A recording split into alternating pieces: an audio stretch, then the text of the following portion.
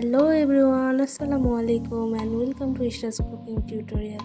আজকে চলে এসেছি কাস্টার্ড পুডিংয়ের রেসিপি নিয়ে। কোনো প্রকার ডিম এবং ওভেন ছাড়াই এই পুডিংটি তৈরি করে দেখাবো। চলুন শুরু করা যাক। প্রথমে 2 টেবিল চামচ চিনি দিয়ে ক্যারামেল তৈরি করে নিয়েছি। একটি পাত্রে ক্যারামেলটি সেট করে নিয়েছি। তারপরে একটি পাত্রে হাফ কেজি পরিমাণ দুধ দিয়ে তাতে 2 টেবিল চামচ পরিমাণ চিনি দিয়ে হালকা হাতে নেড়ে চেড়ে দুধটা ঘন করে নিতে হবে। তারপরে একটি বাটিতে 2 টেবিল চামচ পরিমাণে কাস্টার্ড পাউডার দিয়ে সামান্য একটু দুধ দিয়ে গুলে নিতে হবে। তারপরে সেই গোলানো কাস্টার্ডটি দুধের মধ্যে ঢেলে দিয়ে দুধটি জাল করে ঘন করে নিতে হবে। এই পর্যায়ে দুধটি জাল করা হয়ে গিয়েছে। ক্যারামেল সেট হওয়া বাটিতে জাল করা দুধটি ঢেলে দিয়ে 2 ঘন্টার জন্য ফ্রিজে রেখে ঠান্ডা ঠান্ডা পরিবেশন করুন এই কাস্টার্ড পুডিংটি।